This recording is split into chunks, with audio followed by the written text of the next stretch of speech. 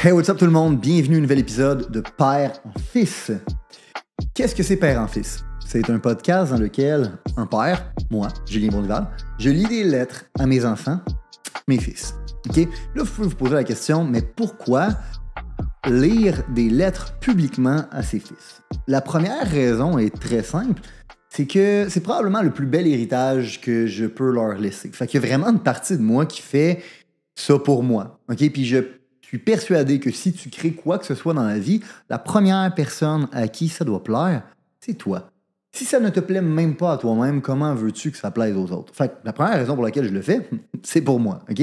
La deuxième raison, en fait, la raison pour laquelle c'est un podcast qui est public, que je lis des lettres publiques à mes fils, c'est parce que je suis persuadé que c'est des leçons qui peuvent servir à tout le monde. Je suis persuadé que la clé du succès pour qui que ce soit, dans quoi que ce soit, c'est pas la nouvelle méthode magique que les gourous essayent de vous vendre en ligne pour devenir riche en 90 jours sans être obligé de travailler. Non. La clé du succès, là, c'est d'être un humain de qualité. Puis le podcast que vous êtes en train d'écouter est dédié à moi qui enseigne des leçons à mes enfants pour les transformer en des humains de qualité. Puis pourquoi je peux me permettre de dire que les leçons que je vais leur enseigner, ça fonctionne? Si tu m'évalues sur probablement n'importe quel matrix de la société, je fais partie du 1%. Je fais partie du 1% quand vient le temps de parler de mon fitness. Je fais partie du 1% quand vient le temps de parler de mes revenus. Je fais partie du 1% pour pas mal tout. J'ai une belle femme, des beaux enfants, des belles maisons. Je vis en Floride, j'ai des beaux chars, j'ai des belles montres. Pour 99% de la population, je vis une vie de rêve. Donc, je suis persuadé que si je transmets les leçons qui m'ont permis de vivre cette vie-là, plusieurs personnes qui sont capables d'en bénéficier, dont mes fils. Et la troisième raison, qui est probablement une des raisons les plus importantes pour laquelle je fais ça, parce que je suis persuadé que c'est le plus gros fuck you qu'on peut envoyer à l'élite de notre monde.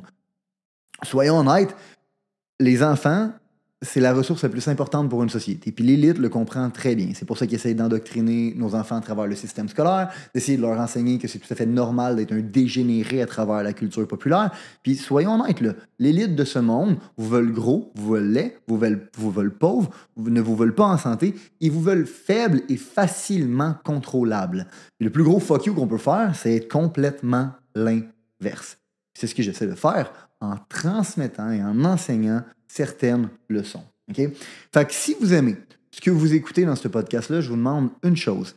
S'il vous plaît, partagez-le à des amis, partagez-le à vos enfants, partagez-le à votre famille, partagez-le à vos voisins, partagez-le à vos collègues, partagez-le à qui que ce soit que vous pensez que ça pourrait être bénéfique pour eux. Okay? Parce que, soyons honnêtes encore une fois, on vit aujourd'hui dans un monde de fous. Okay? Puis on ne peut pas changer la société en essayant de changer les autres. La seule façon dont on peut changer la société, c'est en se changeant nous-mêmes, en nous devenant un humain de qualité, en étant un exemple, en montant l'exemple et en incitant des gens et en inspirant des gens à faire de même. C'est ce que j'essaie de faire avec mon podcast. Et je suis persuadé que si on est capable d'avoir plus d'humains qui décident de devenir des humains de qualité, de prendre soin de leur corps, de prendre soin de leur esprit, de prendre soin de leur mental, de prendre soin des relations autour d'eux, de prendre soin de leurs finances, on va créer un monde meilleur. Et le podcast que vous écoutez est dédié à cette cause-là. Sur ce, bonne écoute d'un nouvel épisode de Père en Fils. I just wanna see you shine. Big goals, yeah, I see your grind. No bluff, yeah, this road get tough, so I speak these words just to ease your mind. Whoa, giving it back, so lock in, kid, getting it back. Yeah, this from your dad, you know I got you from day one. I'm writing letters to my son. I'm writing, we vibing, keep fighting, keep fighting. I'm writing letters to my son. I'm writing. Je pense qu'il y a bien une chose sur laquelle on peut tous s'entendre, c'est que tout le monde rêve d'une vie extraordinaire. Il y a personne qui s'est levé un matin et qui s'est dit « Moi, j'aimerais ça être né pour un petit pain, puis moi, j'aimerais ça vivre une vie misérable. » Ça n'arrive pas, ça n'existe pas. Okay? Tout le monde rêve d'être un super-héros, tout le monde rêvait de vivre la vie à la hauteur de ses aspirations. Pourtant, il y a très peu de gens qui y arrivent. Fait que c'est quoi réellement le facteur de différence? Est-ce que c'est leurs compétences? Est-ce que c'est leur milieu? Est-ce que c'est la façon dont ils ont été élevés? C'est quoi? Okay? Puis malgré toutes ces choses-là ont probablement un impact. Selon moi, la chose qui a le plus gros impact sur tout ça, c'est une question de philosophie de vie. Okay? Mais qu'est-ce que je veux dire là-dedans? Okay? C'est que, selon moi, il y a trois façons de voir qu'on peut faire quelque chose, qu'on peut accomplir quelque chose. Okay? La façon numéro 1 qu'on peut voir qu'on peut accomplir quelque chose, qui est la première philosophie de vie selon moi, c'est de se dire que dans la vie, là, on fait de notre mieux. OK? Puis, combien de personnes qui, dans la vie, vont malheureusement utiliser, à quelque part, ça un peu comme excuse. Ah ben, j'ai essayé de quoi, j'ai fait de mon mieux, puis ça n'a pas marché. Okay? Puis la vérité, c'est que si ta stratégie de vie, c'est de faire de ton mieux, ben, ce que tu es en train de dire implicitement, c'est que tu acceptes l'échec. Tu acceptes que ben, tu vas faire de ton mieux, ça ne marchera pas, mais au moins tu as déjà une excuse qui existe de dire ben, j'ai fait de mon mieux, puis ça n'a pas marché. Tellement que, mettons, en management, c'est probablement l'excuse que j'entends le plus souvent dire des gens. Ah, ben, j'ai essayé telle chose, ça n'a pas marché, mais au moins j'ai fait de mon mieux. J'ai essayé de perdre du poids, j'ai fait de mon mieux. J'ai essayé de bâtir ci, ça n'a pas marché, mais j'ai fait de mon mieux. Okay? Puis à un certain moment donné, on doit se rendre compte que faire de son mieux, malheureusement, n'est pas suffisant. Okay? Parce que faire de son mieux, comme j'ai dit, ça l'implique implicitement que tu acceptes l'échec.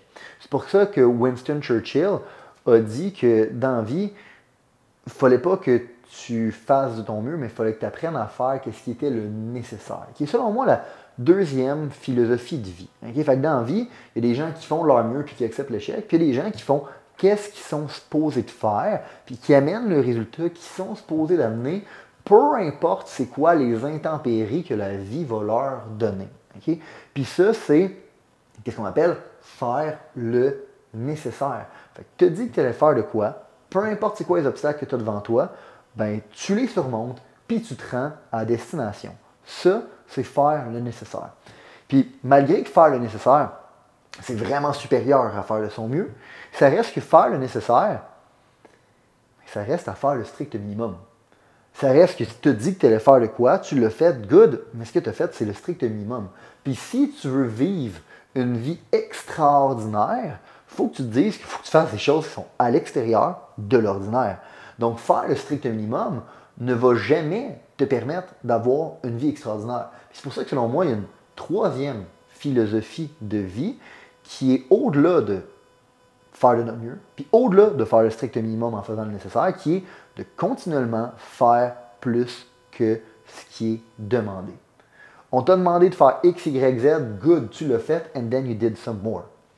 C'est une question de standard que quand tu livres de quoi, tu livres ce que les gens t'ont demandé, mais tu livres plus que ça. Parce qu'éventuellement, malheureusement, juste livrer ce que les gens ont demandé, ça fait qu'il y a des intempéries de la vie qui font qu'il y a toutes sortes de choses qui arrivent qu'on n'est pas capable de mesurer puis qu'on n'est pas capable de voir d'avance. Puis juste faire le strict minimum, juste faire le strict nécessaire, malheureusement, ne sera jamais fucking suffisant. Ceci étant dit, je tiens à le préciser, c'est bien beau être la philosophie de vie qui va peut-être te permettre de vivre une vie extraordinaire, mais c'est aussi une philosophie de vie qui est fucking difficile. Parce que tu te condamnes probablement à être déçu de la performance de la plupart des gens autour de toi et de la société en général. Parce qu'on va se le dire, aujourd'hui, on vit dans une société qui vit selon la loi du moindre effort et du strict minimum. Fait que si tu es le genre de personne qui continuellement fait plus que qu'est-ce qu'on lui demande, tu te condamnes à être déçu. Tu te condamnes aussi à avoir des standards qui sont hyper élevés envers toi-même, puis tu risques aussi d'être déçu de toi-même la plupart du temps parce que tu n'atteindras jamais les plus hauts standards. Mais c'est quoi l'alternative à ça? L'alternative à ça, c'est de ne jamais vivre la vie de tes rêves. Fait que c'est quoi le prix que tu es prêt à payer?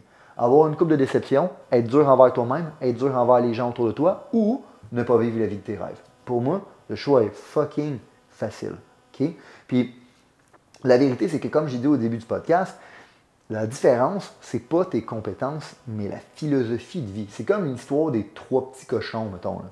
Si tu regardes l'histoire des trois petits cochons, ben, est-ce qu'il y avait accès à des ressources différentes? Non, il y avait tout accès aux mêmes ressources. Est-ce qu'il y avait des compétences différentes?